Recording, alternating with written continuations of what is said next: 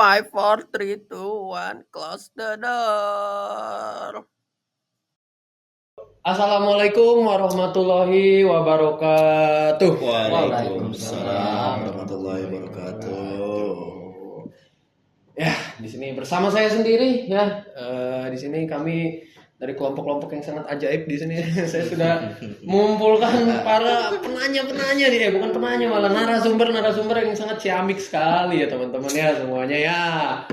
Oke, mungkin saya akan memperkenalkan diri saya terlebih dahulu. Nama saya Bayezid Al-Bustami Tofael. Saya sendiri di sini sebagai penanya. Ya.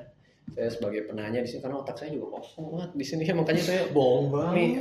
Enggak merendah bro, kita merendah. Fakta sih itu bro. Merendahin aku jadi. Bercanda. Kita semua di sini diskusi. Kita diskusi di sini ya teman-teman ya. Jadi jangan terlalu diambil pusing banget ya teman-teman. Oke, di sini saya sudah membawa 2 narasumber dan yang akan memberikan conclusion di sini ya teman-teman semuanya. Mungkin dari teman saya nih yang pertama nih sebagai narasumber. Bagaimana Mas Malik? Alhamdulillah sehat. Mas Malik sehat ya Mas Malik ya? Sehat sekali kawan. Sehat sekali, sehat banget lah, dingin di sini. Iya, ruangannya juga cukup bagus. Bahkan bagus deh ruangannya. Oh iya, Sejuk. Mas Malik ini dia datang jauh-jauh dari Medan ini. Waduh, dari Medan. Waduh. Enggak sih, jatuhnya nih mahasiswa perantau dia dari Medan, Puja Kesuma ya. Itulah. Iya. Kalau kita menuntut ilmu sejauh manapun akan kita tempuh. Iya. Negeri Cina. OTW. Negeri Cina boleh ya. Oke, mungkin langsung aja kita ke narasumber kedua. Bagaimana, Mas Faiz? Sehat, Mas Faiz? Dingin sih. Oh, dingin di sini. Dingin ya di sini. Kayak kelas main Barca. Iya. Nah, bawa rasa sini berarti kita diserang ini. Serem kita di sini. Apa ada effort juga? Udah effort juga ya. Oke, kita langsung masuk aja ke bagian conclusionnya di sini ya, bersama bukan bagian conclusion ya. Di sini saya akan memperkenalkan bagian conclusionnya di sini yang akan diterangkan oleh teman saya, Mas Hafiz. Gimana Mas Pai? Mas Hafiz? Alhamdulillah sehat. Dengar-dengar Mas Hafiz ini sangat misterius katanya. Sangat misterius, dingin ya. Lebih dingin daripada ruangan ini. Bukan. Ruangannya yang dingin. Maksudnya tiba-tiba ngesamen gitu di dalam kelas. Gitu bos. Emang benar. Masa gitu? Iya. Oke, tadi perkenalan udah. Mungkin kita langsung aja menuju ke topik yang bakal kita bahas nih teman-teman ya. Di sini kertasnya juga udah ada. Waduh, topiknya kayaknya ini banget ya, apa? Tepi jurang. Iya, tepi jurang ini. Insya Allah. Di negara aman yang ya. demokrasi ini. Negara yang sangat demokrasi ini ya. Demokrasi nggak sih negara ini? Kayaknya iya. Iya kan, demokrasi kan? Aku tidak bisa berkata. Tapi tenang aja. Mas Malik dan Mas Faiz ini ada backingan yang sangat. Waduh. Tenang aja. Oke. Jadi terlalu banyak tadi intermezzonya ya. Langsung aja di sini saya udah bawa kertasnya. Di sini topik yang bakal kita bahas di sini adalah tentang topik yang masih dalam lingkup HI yang masuk masyarakat transnasional ya. Masyarakat transnasional, dan topik yang bakal kita angkat di sini adalah apa ini? Hizbut Tahrir. Kan seneng banget membahas Hizbut Tahrir gini. Sebenarnya kita bukan senang, takut. Takut ya. Takut.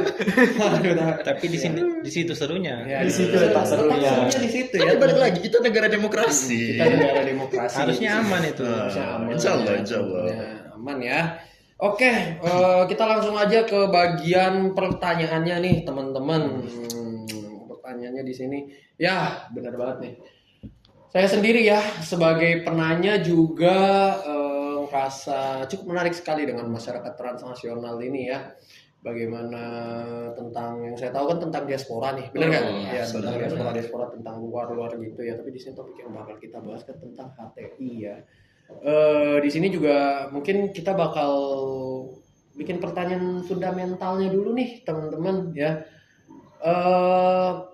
Saya bakal bertanya tentang definisi dari masyarakat transnasional sendiri ya. Bagaimana Mas Faiz? Boleh kali ya? Iya boleh, langsung aja. Izin aja ya. Izin aja, nggak apa-apa. Mungkin ini fenomena yang paling unik ya. Gimana kita tahu lah ya gimana kalau dulu tuh negara-negara tuh bersifat individualis antara warga dengan warga yang lainnya. Tapi sekarang mungkin ada masalah isu di sini, masalah di isu sini. Tapi kenapa semuanya pada ngikut-ngikut untuk menyuarakan isu ini dan memerangi negara yang tidak mendengar suara-suara dari yang korbannya lah kalau kita bisa sebut.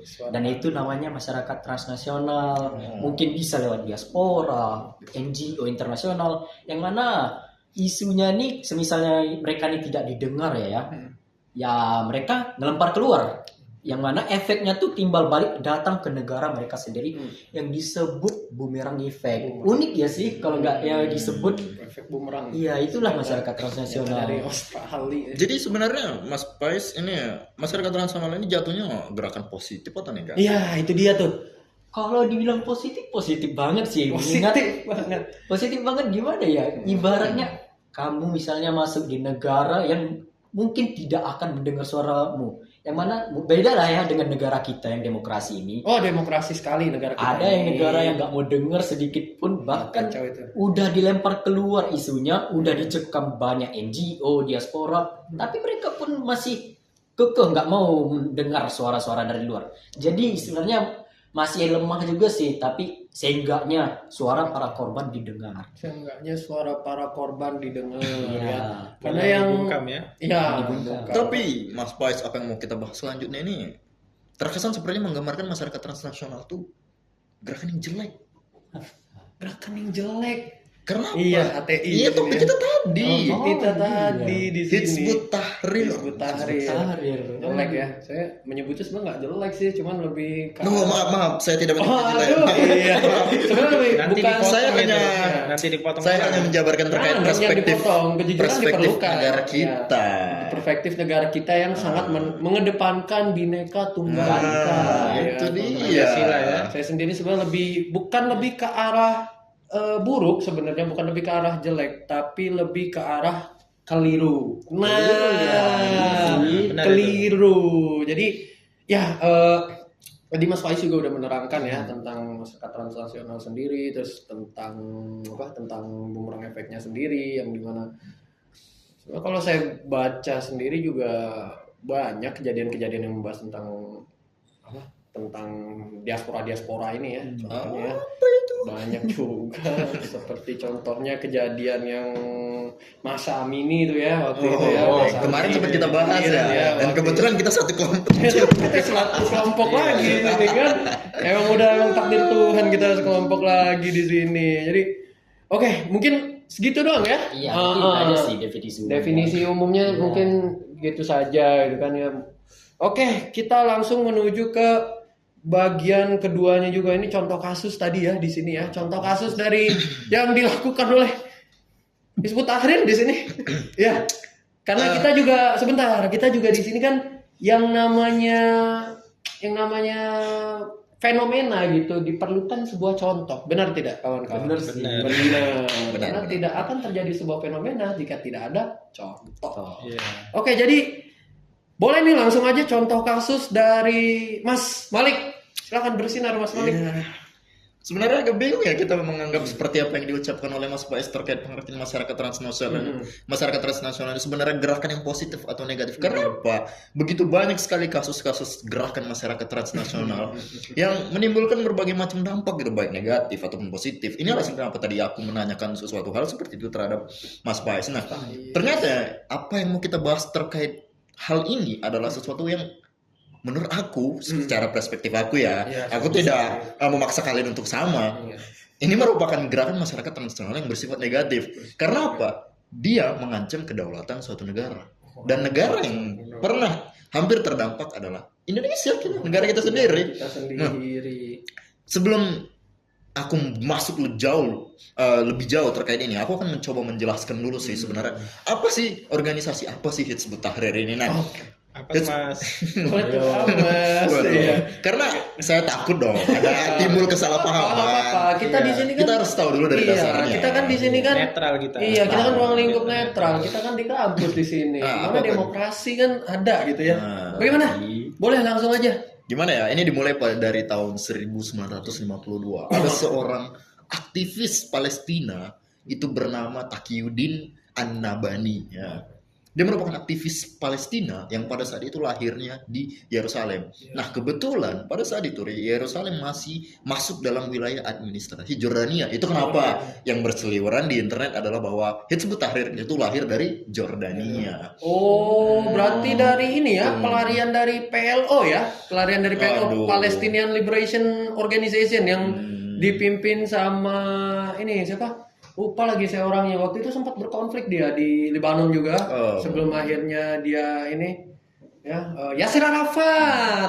Saya baru ingat tuh Yasir Arafat. Mungkin ada nggak hubungannya? Sebenarnya aku tidak terlalu jauh membahas itu ya, Iya, karena betul. pasti juga. Nggak apa-apa, Yang nggak kita apa-apa. fokuskan di sini kan terkait Iya. Hizbut Tahrir. Nah, Nggak apa-apa. setelah beliau mendirikan ini, beliau beranggapan bahwa apa yang akan menjadi ideologi dari Hizbut Tahrir ini bukan hanya sekedar organisasi budaya. Oke. Ini merupakan gerakan politik baru yang bersifat global yang ingin menghidupkan kembali Kesultanan Utsmaniyah Turki. Oh, Ini sangat. wih jauh banget guys. Wah. Aduh, jauh banget. Dan uniknya adalah mereka tidak mengakui batas-batas wilayah suatu negara. Artinya mereka menganggap bahwa non-state. Non-state. Tidak ada negara Nah, ya. Tidak ada. Tapi atas dasar inilah yang membuat mereka itu cukup mudah untuk merambat ke jangkauan masyarakat global. Nah, setelah itu berdiri, mulai banyak negara-negara yang masyarakatnya ikut dalam dengan alibi bahwa akan ada ibaratnya mereka ini sebenarnya cukup mahir ya untuk menarik atensi dari masyarakat Itu global. dia pertanyaan saya sebenarnya. Menarik atensi itu bagaimana mereka? Mereka melabeli bahwa apa yang mereka lakukan, contohnya ibaratnya ini kan Hizbut Tahrir seperti identitas Islam banget ya. Iya, Nah, benar. yang dimana maaf Mas Wais, ini sangat terlalu sensitif. Nggak apa-apa. Yang dimana ketika mereka membuka pengajian yang sifatnya itu tertutup dan ibaratnya premium deh. Orang-orang kan mulai tertarik nih. Nah, karena itu mereka diberikan pengaruh-pengaruh dari ideologi Hizbut Tahrir ini yang mereka memfokuskan diri untuk membangun sebuah ideologi baru yang disebut dengan jihad Waduh, jihad fisabilillah. Masya Allah. Sebenarnya kalau Sebenarnya bukan jihad fisabilillah sih, maaf, tapi khilafah. Tahu kan gerakan khilafah? gerakan khilafah. Ya, Waduh. Ya kita tidak akan mengkritiki terkait Kita lebih jauh. tidak akan mengkritiki tentang ininya ya kita. Benar. Tapi kita akan mengkritisi ya apa yang kalau menurut kami sendiri kan ini sebenarnya lebih ke arah keliru gitu. Nah, kami mengkritisi di bagian itunya gitu. Nah, bagian kelirunya. Tapi ya, yang harus kita lihat adalah bahwa ternyata gerakan-gerakan Hizbut Tahrir ini sudah merambah sampai ke Indonesia dan itu cukup mudah sebenarnya mereka masuk. Karena apa? Balik lagi, mayoritas kita orang Indonesia adalah beragama Islam dan kita harus tahu ya bahwa orang-orang Indonesia itu sangat sensitif terhadap isu agama. Nah, ini membuat Hizbut Tahrir itu sangat mudah masuk. Sebenarnya ada dua teori utama Hizbut Tahrir itu bisa masuk ke Indonesia. Yang pertama melalui mahasiswa-mahasiswa yang dia kuliah di Timur Tengah. Tuh, mereka itu diberikan pengaruh-pengaruh khususnya di bawah negara-negara yang memberikan panggung bagi Hizbut Tahrir tersebut ya. Yaman, mereka Yaman, bisa mungkin Yaman, Yaman, Suriah. Gitu.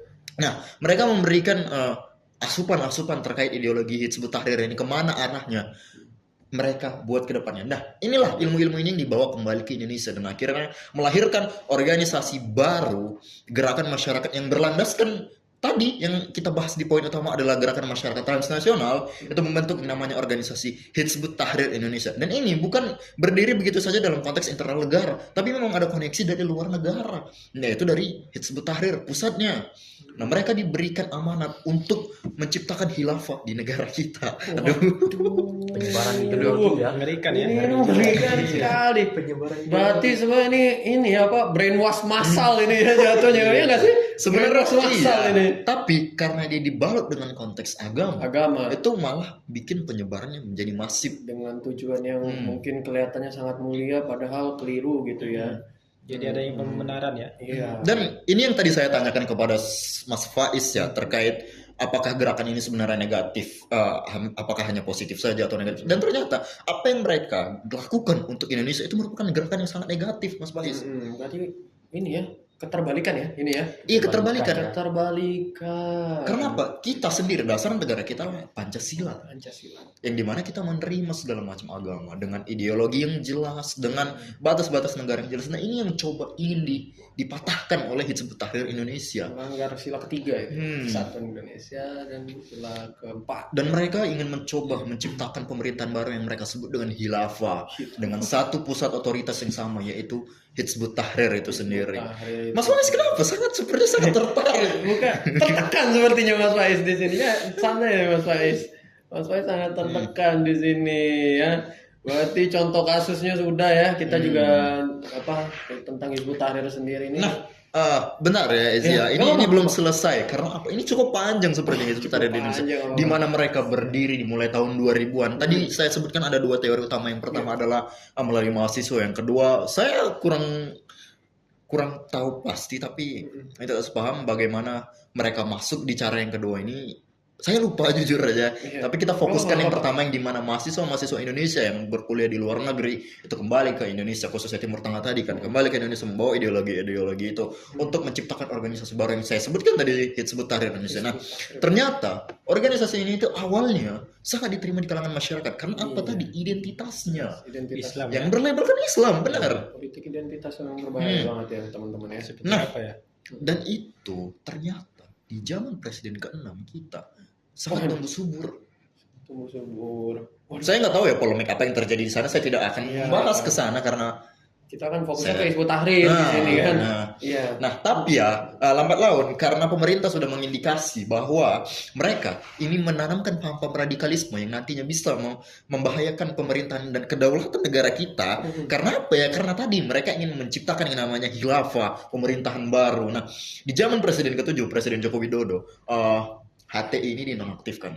Waduh, dinonaktifkan ya. Itu merupakan salah satu cara pemerintah untuk Polemik ya berarti. Polemik baru lagi nih. Bisa loh. Berarti nggak ada lagi di Indonesia. Nah, itu dia. Ada nggak? Ini sebenarnya cukup rumit untuk kita mengetahui bahwa ini sebenarnya memang sudah benar-benar non aktif atau hanya organisasinya aktif, tapi orang-orang yang berada di dalam sana itu tetap bisa untuk membuat organisasi baru. Dan ternyata ya benar, hanya organisasinya saja yang dinonaktifkan, tapi orang-orang yang masih bebas berpilihan. Lalu mereka mendirikan organisasi baru yang kita sebut dengan Waduh, apa tuh? Apa tuh? saya agak Apa tuh? takut di saudara, Front Pembela Wah, Islam. Gak bisa. Tapi jurang sekali yang ini. Tapi jurang ini kayak udah masuk jurang nih malah. Iya. Iya. FPI. Ternyata mereka itu sangat sukses, bahkan lebih sukses dari HTI, hingga mereka puncaknya pada 2 Desember tahun 2000 berapa ya, saya lupa spesifikasinya, yang dimana Ahok diturunkan. Waduh. Mereka menggerakkan massa begitu besar, 4 Hmm. juta massa, men. Lawan satu orang ya. Dengan gerakan saya ingat tuh nama gerakan 212 ya. Iya, Benar gerakan ya? 212. Gerakan Mas Ezi 212. ikut nggak itu? Wah, saya Ikut nggak? Saya nggak ikut cuman disuruh ikut saya waktu itu. Ternyata mereka menunjukkan taringnya dengan berkumpul di Monas. Mereka menunjukkan taringnya bahwa mereka ini sebenarnya memang basis yang besar gitu dan punya ideologi yang jelas gitu. Ketika mereka ini menganggap bahwa Ahok itu melakukan apa ya namanya Penistaan. Penistaan. dianggap penistaan agama ya.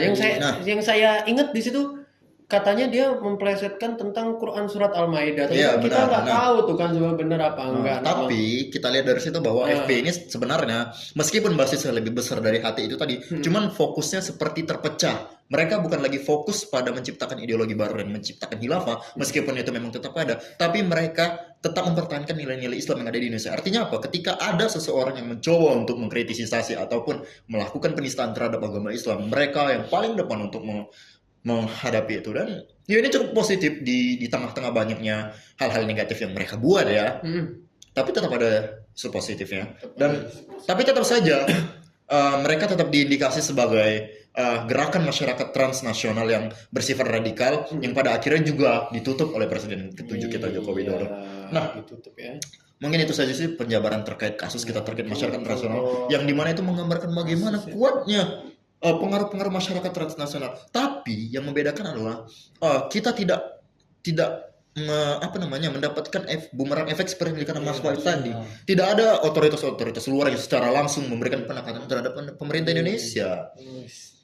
Jadi absolut banget ini udah keren banget ini karena Anda sendiri ya.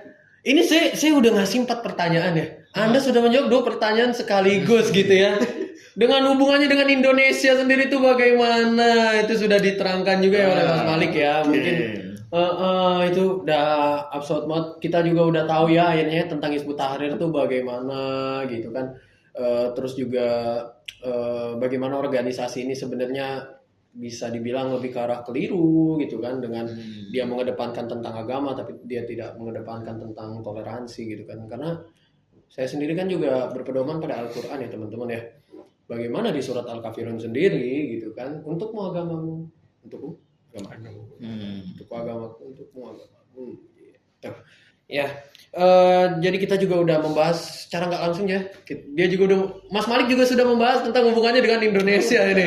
Membantu pekerjaan saya sekali ya teman-teman. Karena kan satu paket. Satu paket gitu ya. Dalam banget ya. Ya, nah dari tadi nih ya, Anda kan sudah membahas ya tentang Hizbut Tahrir sendiri ya. Nah, saya ada satu pertanyaan yang menurut saya masih mengganjal di saya. Begini. Pada saat Anda menjelaskan tentang bagaimana Hizbut Tahrir itu dibubarkan ya oleh Presiden ke-7 kita ya, Presiden Joko Widodo. Nah, pertanyaan saya di sini sebenarnya cukup simpel, tapi ini mungkin bisa mengobati ini ya kekhawatiran saya juga gitu kan. Apa tuh? Akan adanya Hizbut Tahrir, akan adanya Hizbut Tahrir di sini gitu kan. Menarik banget gitu.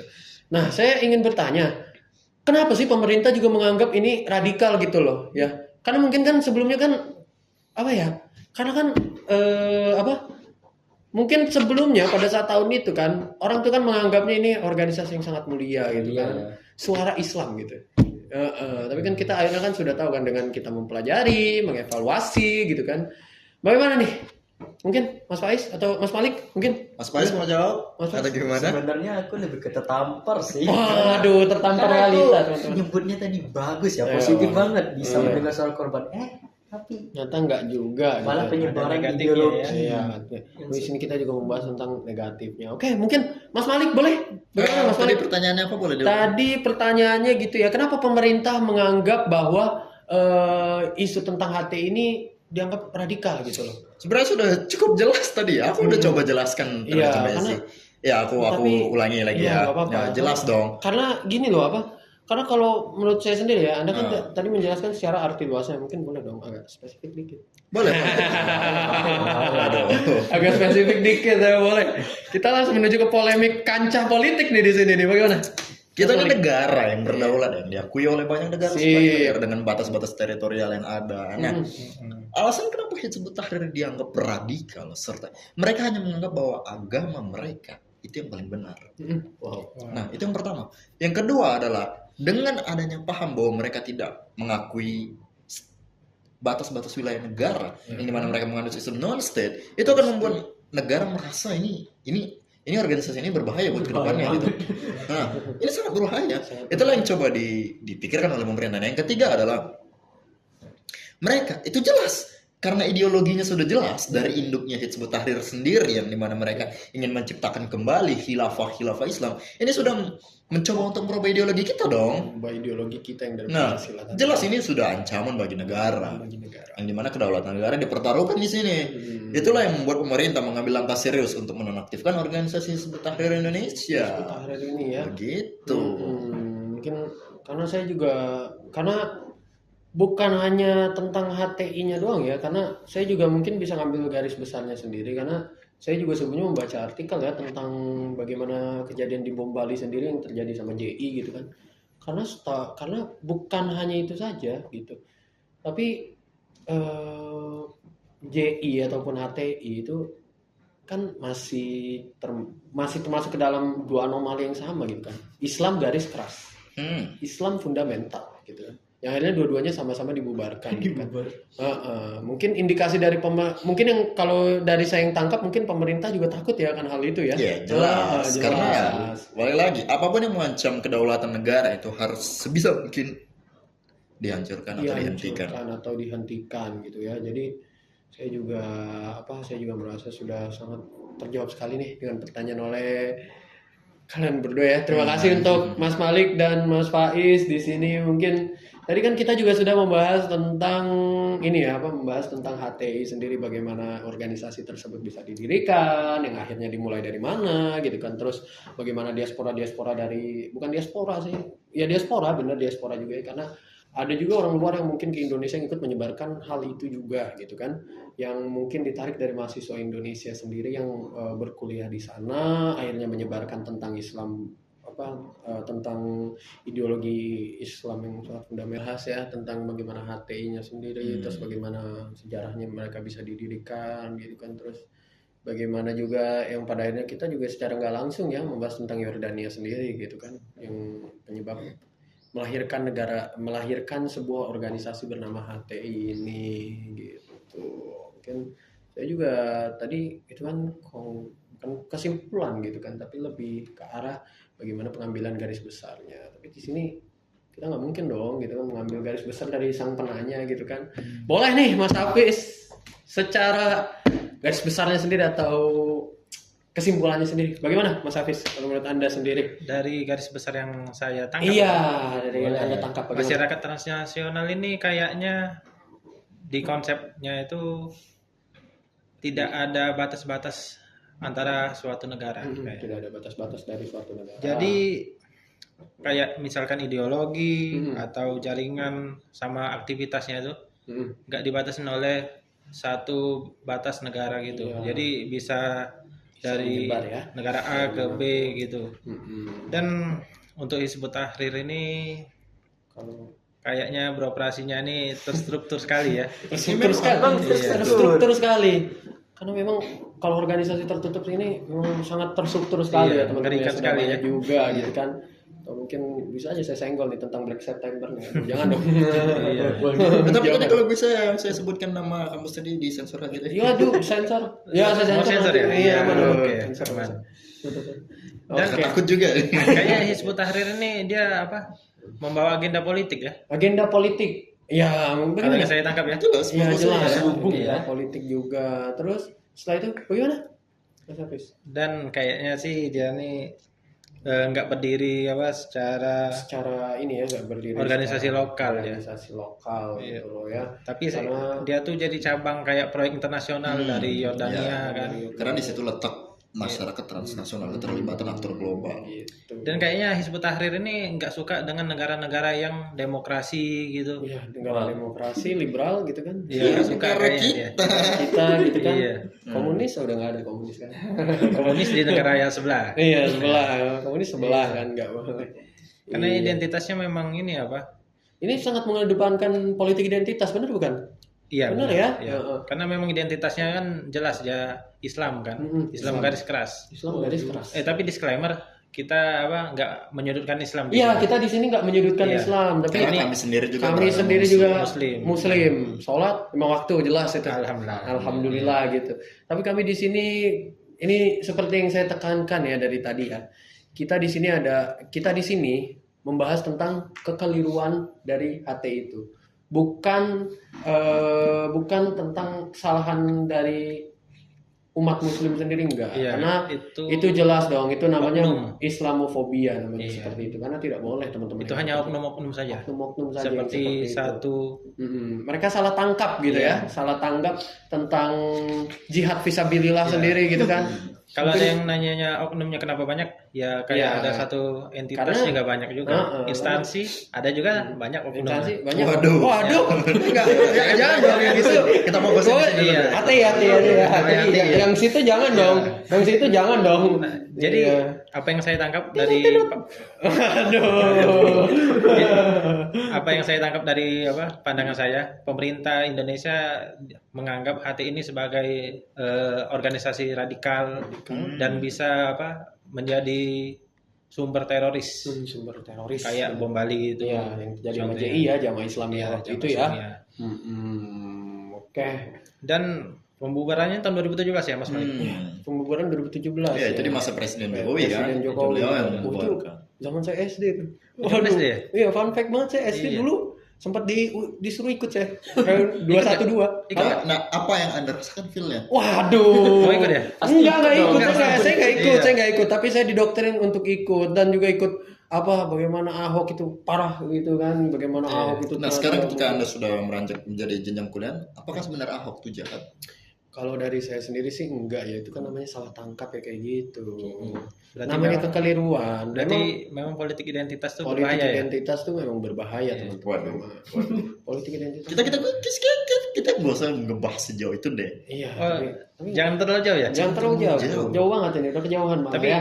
kalau dari pandangan saya memang langkah pemerintah untuk membubarkan HTI itu salah satu langkah yang cerdas. Karena kalau didiamkan ditakutkannya akan terjadi bom Bali yang lainnya. Aduh, jadi terindikasi tentang serangan teroris ya. Iya. Terindikasi serangan teroris gitu kan. Bisa oke. juga dikudetanya nanti pemerintahan gitu. Kita kudeta jadi Taliban versi. Iya. Waduh. Versi kedua. Cukup ya, cukup banget ini. sulit nah, sepertinya. ya. Udah itu aja yang Iya. saya sampaikan. Iya. Saya nggak mau Kesimpulannya, lagi. Iya. Udah. Takutnya Ini yang ngasih berbahaya. topiknya juga kebetulan saya sendiri memang ngasih topik di sini, cuman langsung disetujui gitu kan. Udah kebelet banget nih mereka berdua nih memang untuk memberikan penjelasan tentang HTI. Oke. Mungkin segitu saja ya dari kami sendiri di sini. Kami di sini juga banyak salahnya ya mungkin. Ya, mohon maaf. Mohon maaf Kalau juga banyak salah- salahnya. salah- Kalau ada kesalahan dari kata-kata kami mohon maaf sekali gitu kan. Tapi harusnya UU ITE nggak bisa. UU ITE nggak bisa. Jangan dong. Karena kita sesuai fakta dan Iya, data. kita sesuai fakta. Aman lah ya. Kita sesuai fakta di sini. Tapi kalau misalnya memang ada perkataan yang mungkin dibilang agak menyinggung ya kami mohon maaf karena kami juga manusia, kami tempatnya banyak salah ya. Terima kasih semuanya ya kepada Mas Malik, makasih Mas Malik. sama-sama. Iya, Makasih, Mas. penjelasannya udah cocok banget gini. Mas Faiz ya, makasih banyak ya. Mas Faiz. Mas Faiz, ini teman saya juga nih dari Palembang. Mas Faiz. Mas Hafiz, Iya. makasih ya. Oke, terima kasih semuanya. Wabillahi taufiq wal hidayah. Wassalamualaikum warahmatullahi wabarakatuh. Waalaikumsalam warahmatullahi wabarakatuh. Dan